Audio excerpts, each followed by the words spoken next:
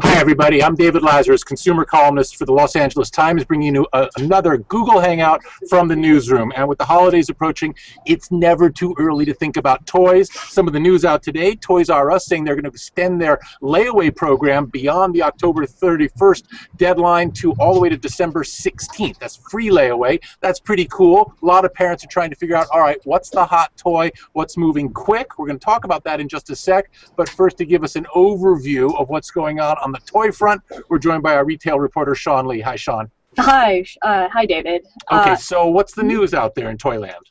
So this year, because of retailer and I guess toy merchants' worry about the economy and trying to lure parents and kids into stores early, they've started putting out their hot toy picks early and earlier.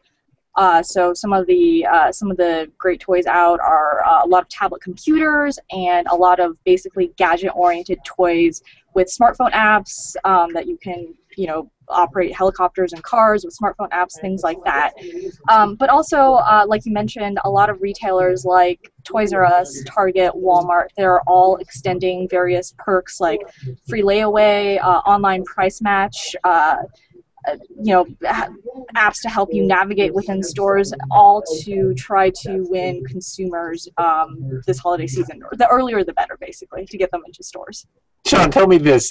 When these guys put out their hot toy list so early, are they trying to help inform parents, or are they trying to give a tip sheet to the kids?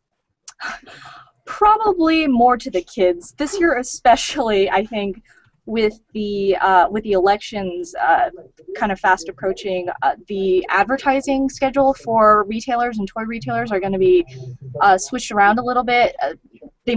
Normally they might start advertising in early November, but now a lot of them are going to wait until after November, so they want to get as many ads out as early as possible to entice the kids and their parents. So that's part of the reasoning.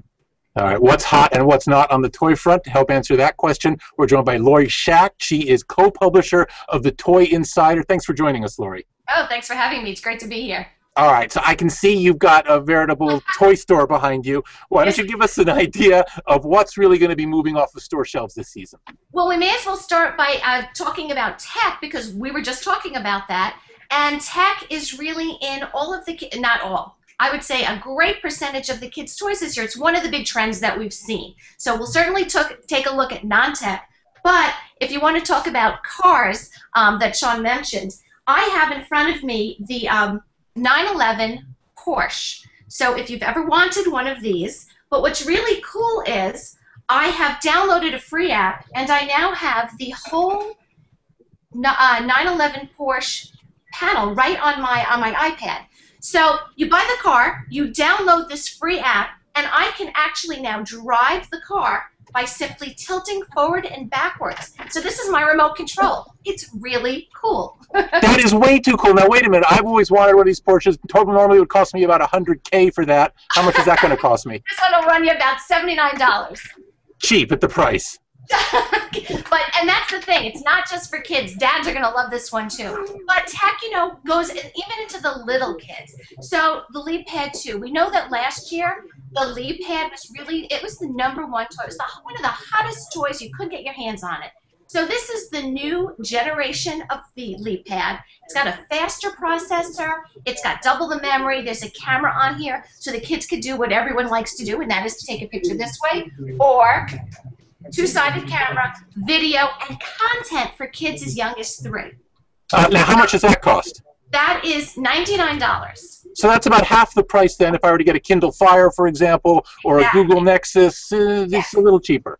It's a lot cheaper. It's still coming in under that $100 point. And for kids a little bit older, you're going to see the war of the tablets this year. So there's a ton of them that are out there, and basically the tablets are made for families. That's what you're seeing. Kids want tablets. They're used to seeing their parents on tablets. So these are basically Android-based. I have the Curio with me. I happen to love this one because of the parental controls. I could put 8 different users on this Curio and give them each a password, and as a parent, I can control the content that my kids are allowed to see based on how old they are. But I can do anything on that same unit. And it looked like that thing had some kind of border that's designed to withstand a nuclear blast. Yes, it does. So it does have a border that you can put on if parents want to take it off because it's a little, but I like it. I happen to like the feel of it. Kids will like the feel of it, and it gives it some protection. Lori, I got to ask you, are those Furbies I see over your shoulder? Yes, they are. How on earth could Furbies be back in action? They are back. So we saw Furby in the 1980s, and retro is another big trend that we're seeing this year. In fact, you see a Cabbage Patch doll behind me. Big Wheels is back. But Furby really, back in the time, he was the hottest toy. You couldn't get your hands on one. So this Furby is really, really cool. In fact, my daughter was in here a little while ago, and she remembers when she had the original Furby. They're very cute. They're very interactive. I'm going to wake mine up. He's sleeping. Come on. Wait, that's Furby abuse. What are you doing? Furby abuse. So my Furby is learning to speak English because I've been speaking to him enough. I have a friend in his ear. They're really, really expressions. If I feed him, he knows. I can even feed this Furby using my iPad. I can download. All right, I'm going to send Furby away because he'll keep going. I can even download a free app, and I can feed Furby through the app. So I'll just put food his way, and he'll open his mouth, and he'll chew, and he'll talk, and he'll love it. How much is that going to set me back? That's going to be around $55 to $59. That's a whole lot of Furby. It's a lot of Furby, but he's a lot of fun. All right. Let me go back to Sean Lee, retail reporter for the Times. Furby is back. Hot Wheels are back. I mean, what next? Pet Rocks? Yeah, so there are a lot of, like Lori said, retro toys out there. Cabbage Patch, even Lego put out a line of, has put out a line of Lego Friends sets for girls that have more color pinks, purples, things like that. So it seems like it's both sides of the spectrum. There's a lot of very high-tech toys, but a lot of retro toys that have tech elements. There are, Barbies with webcams in there. There are the Scrabble that you can play on your smartphone, and the game Life, if you remember that, the board game. It incorporates an iPad element to it where you can spin it. So anything you can think of, the stores will have them.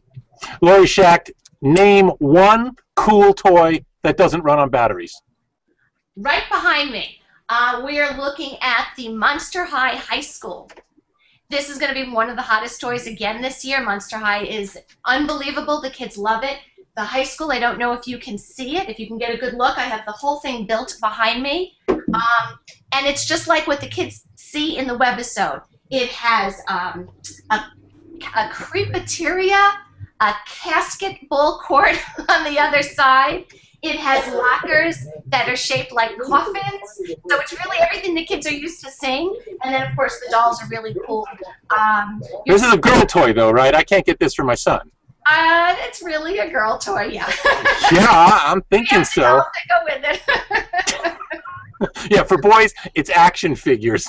Laurie Schacht is co-publisher of the Toy Insider. Sean Lee is the retail reporter for the LA Times. This has been a rundown of totally, totally cool toys for the holiday season. You can find more at latimes.com. I'm David Lazarus. Until next time, I'll see you in the business section.